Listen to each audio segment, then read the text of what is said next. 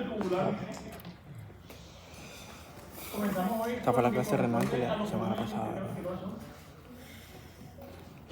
¿Me equivoqué en algo? No.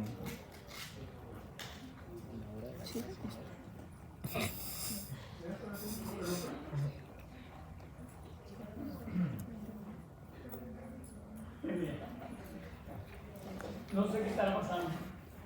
Puro perrateo. Bien, y entonces, esta clase tiene dos partes. La referencia se las voy a contar enseguida, capítulo 28, 29 y 30. Uy. Del libro del señor Guyton. Ay, profe. Comenzamos por la frase que yo digo todos los semestres y yo lo voy a reconocer abiertamente para que no se lo digan tus compañeros de otros semestres, lo voy a decir yo mismo. La digo todos los semestres y todos los semestres me ignoran de la manera más vil. Deben leer con juicio el texto guía. ¿De acuerdo? Deben leer con juicio el texto guía porque este tema de renal, así como los temas que estamos viendo en sanguíneo y en cardio, pueden ser temas de divertido manejo o pueden ser temas de extremadamente alta dificultad.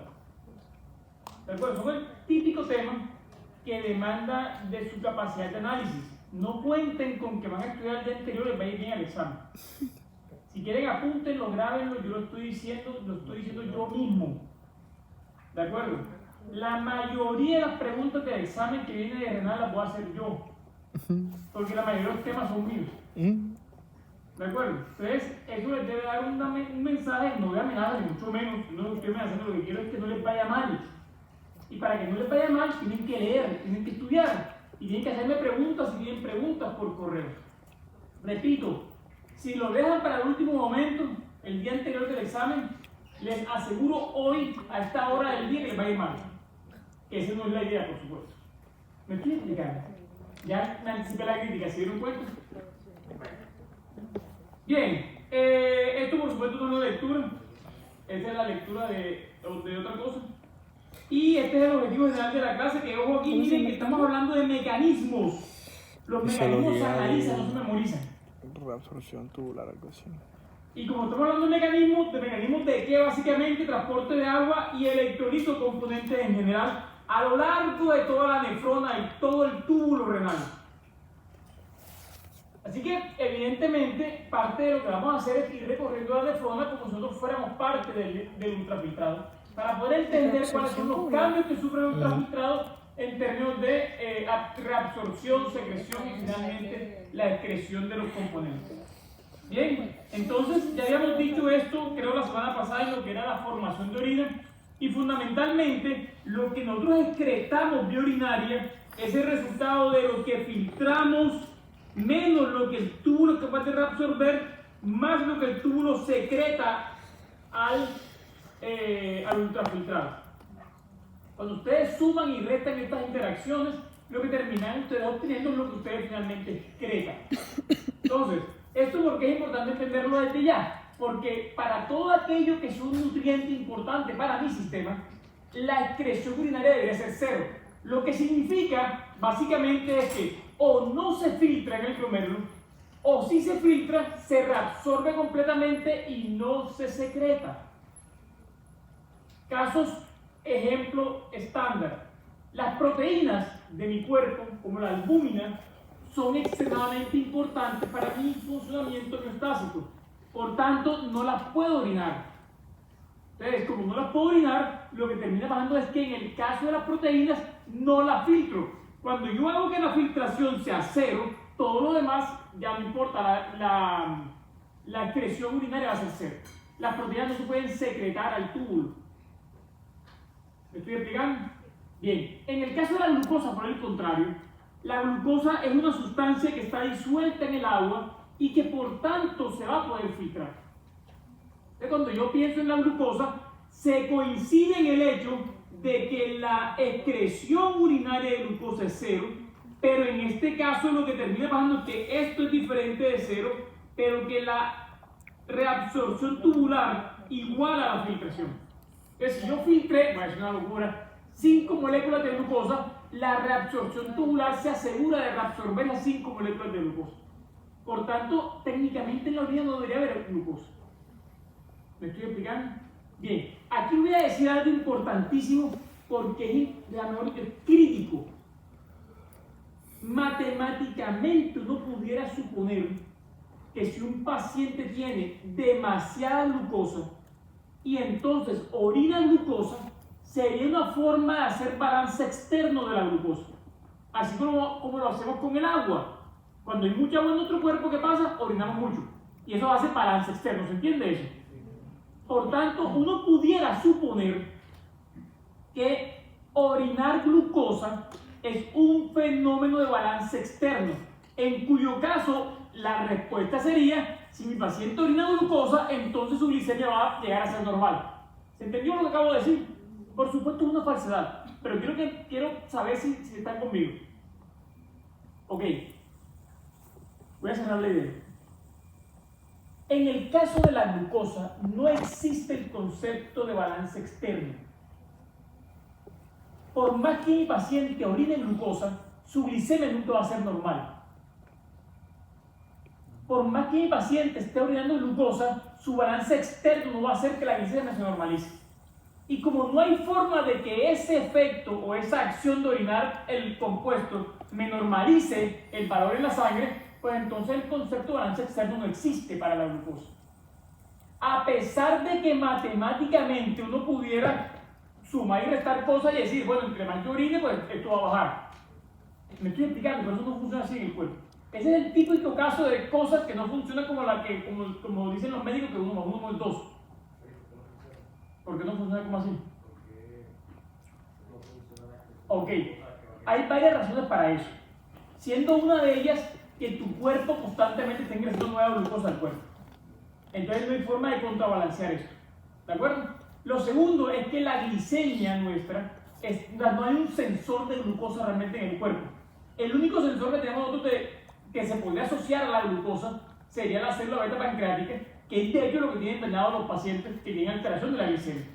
Entonces ahí tienen la segunda. Y lo tercero es que el otro sensor de glucosa, que no es directo sino indirecto realmente, es la AMPK quinasa. La AMP quinasa, que es el sensor de energía, no de glucosa, pero la glucosa está relacionada con el ATP. Y eso es un sensor intracelular que de hecho depende de la insulina para poder hacer su trabajo. Entonces, ahí hay 3 cosas que dicen que básicamente no hay forma de contrarregular el fenómeno. Bien, conclusión de la historia, y ojo con esto, lo voy a volver a decir con fuerza para que no se nos olvide. El que su paciente orine glucosa no es una señal de que la cosa está funcionando bien y que está eliminando el exceso. Eso es una señal que hay algo que está mal. ¿Me expliqué? Perfecto. Glucosa, orina, mal. A lo largo de todo el túbulo ocurren fenómenos distintos y cada fenómeno o cada acción de esta está circunscrita en uno de estos 3 posibles fenómenos. Lo primero es que los sistemas reabsorben de manera transcelular. Reabsorber de manera transcelular significa la célula tiene mecanismos a través del cual es capaz de, a través de su membrana apical, reabsorber los compuestos, llevarlos al citosol y luego descargarlos hacia el intersticio renal. Es decir, el solutum atravesó a la célula directamente. ¿De acuerdo? Bien. Otro mecanismo es el mecanismo paracelular, que básicamente indica que hay forma de que los solutos atraviesen desde el lado apical hacia el lado intersticial, no a través de las células, pero entre las células. ¿De acuerdo? Entonces son poros que comunican las paredes o las uniones intracelulares, y a través de esos pequeños poritos hay elementos que pueden atravesar la membrana apical de todo el sistema, de todo el túbulo. Y de resto, hay el fenómeno de ósmosis, que normalmente está más asociado al agua que a otra cosa. ¿Listo? Bien, ahora, el primer concepto que de hecho nos ayuda a amarrar lo que ocurre en la filtración con lo que ocurre desde el túbulo proximal hacia adelante es cuánto me toca gestionar. Cuando digo gestionar me refiero a reabsorber o no reabsorber o secretar. Para poder entender ese primer concepto, tenemos que definir lo que se llama carga filtrada, que es lo que ustedes ven aquí. Carga filtrada significa cuánto de un soluto particular están ustedes filtrando en la unidad de tiempo, básicamente. Entonces, por ejemplo, nosotros filtramos aproximadamente 180 gramos de glucosa al día. Nosotros filtramos 4.320 mil equivalente por día de bicarbonato y así sucesivamente. Entonces, miren, en una persona sana, si yo filtro esta cantidad de glucosa y reabsorbo la misma cantidad, la expresión debería ser cero. Por tanto, el porcentaje reabsorbido con respecto a lo que se filtró tiene que ser cero. Perdón, tiene que ser 100%, porque todo lo que se filtró lo reabsorbió. ¿Se entendió eso? Bien. Si yo calculo el porcentaje de reabsorción con respecto a lo que se filtró y me da cero, ¿qué significa? Que todo se excretó y no se reabsorbió nada. ¿De acuerdo? Perfecto. Entonces, miren, acá viene. ¿De dónde salen estos números que están allí? Esos números que están ahí salen de esta expresión que ustedes ven acá. Y esa expresión que les está diciendo, miren, la carga filtrada es igual a la filtración glomerular multiplicado por la concentración plasmática. Así que es de esperarse que entre más alta sea la concentración plasmática de un soluto, pues mayor va a ser la carga filtrada, independientemente de cómo esté la filtración. Entre más haya del soluto en la sangre, pues es más probable que se filtre. ¿Tiene sentido o no? ¿Sí? Perfecto. Ahora, obviamente, entre menos a la filtración, independientemente de lo que haya de carga de concentración sanguínea, pues menos va a ser la carga filtrada. ¿Estamos claros? ¿Todo está diciendo? Perfecto. Ahora, esto nos indica, para seguir con el tema de la glucosa, que la carga filtrada es lo que nos permite entender por qué un paciente está orinando glucosa. O sea, te lo digo para que no me des. Si el paciente orina glucosa, lo que significa básicamente es que la carga filtrada diaria de ese paciente es mucho más alta que la capacidad del paciente de reabsorber glucosa en el día, por supuesto. ¿Me expliqué? Bien. 180 gramos por día de glucosa. 180 gramos por día de glucosa no está ni siquiera cerca a nuestra capacidad renal de reabsorber glucosa. Nosotros podemos hacer mucho más que eso. Eso explica por qué muchos pacientes que no han desarrollado completamente diabetes, sino que podrían estar en el síndrome metabólico todavía, o en la prediabetes todavía, no hacen glucosuria. Eso explica por qué pacientes que tienen alteraciones de la glicemia en ayunas no hacen glucosuria, pero sí que tienen una alteración. ¿Estamos todos claros, sí o no? Bien. ¿De qué va a depender el fenómeno que ocurre en cada uno de los segmentos del túbulo renal? Va a depender del tipo de células que tiene el túbulo renal, por supuesto. Entonces, miren, si yo me paro en la célula del túbulo contorneado proximal, ¿qué vemos ahí? ¿Vemos qué? Ok. ¿Y eso para qué me sirve? Ese epitelio, ese tipo de epitelio. Para reabsorber mucho. Dicho de otra manera, expresa un área superficial prominente, bastante grande. Lo cual en la traducción de eso es, esta célula está equipada para reabsorber muchas cosas. ¿Me expliqué? Listo. Ahora, para reabsorber muchas cosas, lo segundo es no solamente tener área, sino también tener capacidad de producir la energía para poder hacer el desplazamiento. Así que lo segundo que ustedes ven ahí es un montón de mitocondrias. Esta célula tiene la combinación perfecta para hacer un trabajo muy potente. Área superficial a través de la cual difundir. Y dos, capacidad de producir gran cantidad de ATP para poder mover las bombas que generan gradientes de concentración. Así que esta célula va a reabsorber muchísimas cosas. Para ir poniendo los números a esto, esta célula que estamos hablando aquí se encarga de reabsorber 100% de la glucosa que se filtra, 60% del agua, el sodio, el cloro y cantidades cercanas del bicarbonato.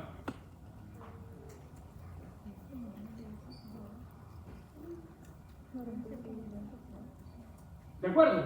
Quiere decir que apenas acaban de ustedes poner un pie dentro del túbulo y ya se fue toda la glucosa y se fue 60% de lo demás. Ha actuado aquí en esta historia que hemos dicho, bueno, todavía no hemos hablado de la parte hormonal, pero se voy a adelantar. En esta historia no ha actuado ninguna hormona. La célula del túbulo proximal está diseñada, pensada para hacer eso. ¿Estamos claros todos, sí o no? Bien, en la medida que voy avanzando, miren esto es bien interesante. La parte que llaman recta del túbulo proximal, que fisiológicamente realmente no es que esté recto, sino que está menos contorneado que lo anterior. Lo que representa es una transición entre el túbulo contorneado proximal y el asa descendente de Henle. Es decir, no es una transición realmente lo que ustedes están viendo ahí. ¿En qué se diferencian estas dos células? Claro, lo que estamos viendo es que la membrana apical de la célula esta terminal del túbulo proximal tiene menos pliegues en la membrana apical. Lo que significa básicamente que su área para reabsorber se ha disminuido. Y lo segundo, tienen menos mitocondrias, lo que significa que tienen menos capacidad de producir energía para hacer el desplazamiento. ¿Cuál es el mensaje de esto? Si yo digo que el 60% de todas esas cosas que están ahí se están reabsorbiendo en el túbulo contorneado proximal y voy a partir el túbulo en 3 pedazos, 3 segmentos, ¿dónde realmente está ocurriendo esa gran cantidad de absorción? En los primeros tercios. ¿Estamos claros? En los primeros tercios y no en el tercio final. Lo que significa, por ejemplo, que los glucotransportadores que están a lo largo del segmento son de hechos distintos. Los primeros tienen poca afinidad para poder trabajar a concentraciones muy altas, mientras que los últimos tienen mucha afinidad para poder trabajar a concentraciones muy bajitas. ¿Me expliqué? Bien. Luego viene la célula delgada del asa de Henle. Y ustedes ven ahí que esa célula primero no es cuboidal, es una célula toda rara, medio amorfa. No tiene grandes cantidades de pliegues, no tiene mitocondrias. ¿A qué se dedica la célula? Vuelvo a invitar a más. Voy a cambiar la pregunta porque ustedes de pronto no lo saben. Voy a cambiar la pregunta. ¿Tiene la capacidad la célula de hacer grandes movimientos de cosas a intención? Por intención. No, no lo puede hacer. Ahora, ¿la célula participa en el intercambio? Sí, sí lo hace. De hecho, esa célula representa el lado descendente de lo que llamamos el mecanismo de contracorriente. Es decir, la célula es parte del mecanismo contracorriente, pero es la parte pasiva. ¿Por qué sabemos que es la parte pasiva? Vamos, me dice que no. Y me evalúo nuestra relación.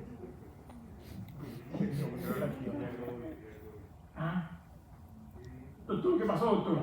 ¿Me vas a hacer llamar con los pelados, eh? Yo me tiré la respuesta acá. Es la parte pasiva porque no tiene organelas para producir energía que le permitan participar de forma activa en los procesos. Eso es lo que dijo este man, ¿ok? ¿Estamos todos claros? Eso es lo que dijiste, ¿cierto? Sí, ¿verdad? Bien, ¿estamos todos tanto conmigo o se durmieron ya? José, ¿qué dijo? Bien. Ay, no puedo. Qué buena pregunta. porque no lo he activado. Está así, güey. Para poder responder tu pregunta, hay que primero entender cuál es la función del asa de Henle descendente. Si me permites apuntalar algo, porque tienes razón, creo que no lo dije anteriormente. El túbulo contorneo proximal es el encargado de reabsorber gran cantidad de los solutos que no pueden ser excretados. Eso ya era obvio, ¿cierto? Vamos, ahora sí. Listo. Ahora, ¿cuál es la función del asa descendente de Henle? Ahí va. Les pregunto a ustedes. Díganme. Absorber agua, eso es muy cierto. Pero ella en realidad no está tratando de absorber el agua, ¿sabes? No. Ella en realidad quiere otra cosa. Concentrar el ultrafiltrado. Muy bien. ¿Cómo lo concentran? ¿Por qué? Reabsorbiendo el agua. Muy bien. ¿Estamos de acuerdo? Porque tú tienes razón. Lo que pasa es que desde la perspectiva funcional, para reabsorber el agua, tú tienes otros mecanismos. La pregunta es, ¿por qué lo hace como lo hace ella? Es porque su objetivo realmente es concentrar el ultrafiltrado. ¿Y cómo cumple su objetivo? ¿En qué dirección se proyecta el asa de Henle? Hacia la médula renal. Las asas de Henle van proyectadas corticomedularmente, es decir, que en términos de la concentración iónica se mueven hacia la parte más concentrada de toda la médula renal. Si ustedes me permiten devolverme un momentito aquí y proyectar a lo largo de esta cosa las líneas de concentración iónica, la osmolaridad se mueve en esta dirección, ¿o no? De acá adentro, en la parte medular, va a estar la osmolaridad más alta, que ¿cuánto puede llegar a ser según el libro? 1200 milimolar por litro. Y acá arriba en la corteza, muy bajita. De hecho, puede estar alrededor de 250, 300. ¿Estamos claros? Entonces la médula, el asa descendente de Henle se mueve en la dirección corticomedular para poder lograr que este punto que está aquí en la punta del asa de Henle, el tip del asa de Henle, logre la máxima osmolaridad posible. Lo superconcentra. Entonces, el segmento que va en esta dirección, del asa ascendente de Henle, se conoce como el segmento de concentración osmótica. ¿Todo claro conmigo, sí o no? Perfecto. Ahora, cuando voy subiendo,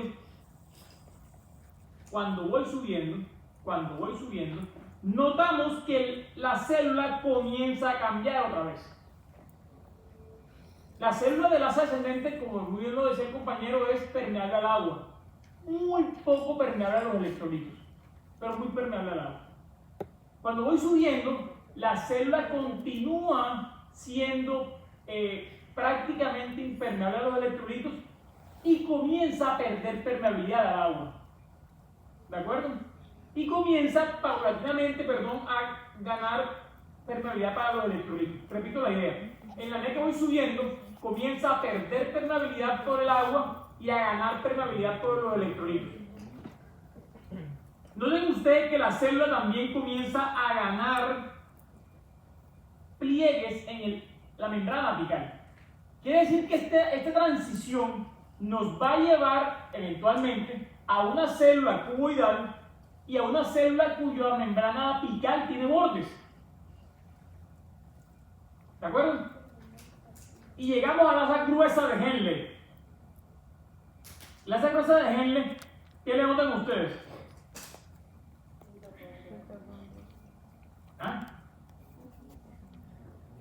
Tiene pliegues en la membrana apical. 1. 2. Tiene una maquinaria de producir energía brutal. ¿Sí la notan? Y por supuesto también tiene forma de cubo, así que se parece mucho al asa, de hecho al túbulo proximal. ¿Se dan cuenta? Bien. ¿Cuál es la función del asa gruesa de Henle? Si el asa delgada concentraba el ultrafiltrado, el asa gruesa de Henle lo diluye. Entonces el segmento del asa gruesa de Henle es el segmento de dilución del ultrafiltrado. Si concentramos el ultrafiltrado antes mediante la reabsorción de agua, ¿cómo diluimos el ultrafiltrado ahora? Reabsorbiendo solutos. Muy bien. Ojo con esto. Si yo quiero diluir una sustancia, o le echo agua o le saco los solutos. Pero no puedo echarle agua a esto porque se acuerdan que la célula venía perdiendo permeabilidad al agua. Para cuando llega la asa gruesa de Henle, el asa gruesa de Henle es completamente impermeable al agua. Así que ya no le puede echar agua al ultrafiltrado. Lo único que puede hacer técnicamente es sacar solutos. Este segmento que está aquí está pensado para sacar solutos. Ahora, aquí viene la magia de la historia.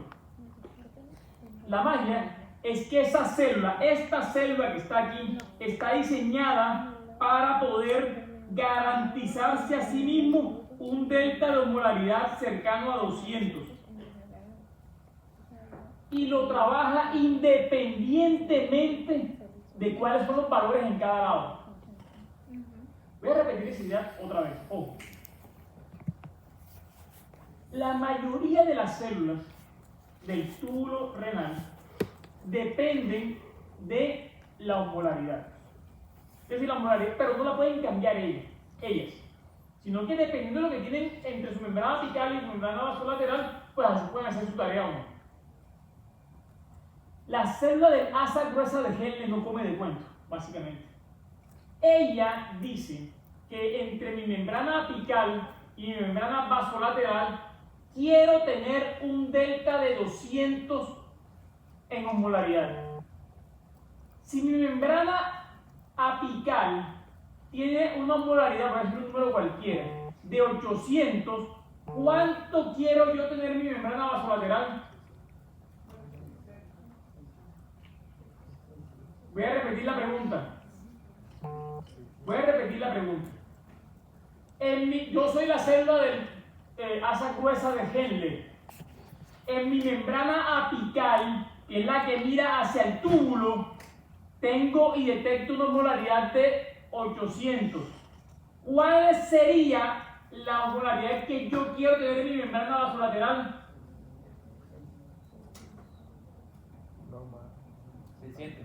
600 no puede ser, jóvenes, porque ¿de qué lado se concentran los iones? En el intersticio. ¿Cuántas membranas miran al intersticio? La vasolateral. Eso quiere decir que afuera, ¿cuánto tiene que haber? 1000. Si adentro hay 800, afuera tiene que haber 1000. Si adentro hay 600, afuera tiene que haber 800. Y así sucesivamente. ¿Le importa a la célula realmente cuál es el número de adentro o el número de afuera? No. ¿Qué es lo que ella quiere saber? Que cuando los diferencie, tiene que haber 200. Si el 200 no existe, ¿qué va a hacer? Va a coger iones desde adentro y los va a sacar. ¿Los va a sacar hasta cuánto? ¿Hasta cuándo? Hasta que la diferencia sea 200.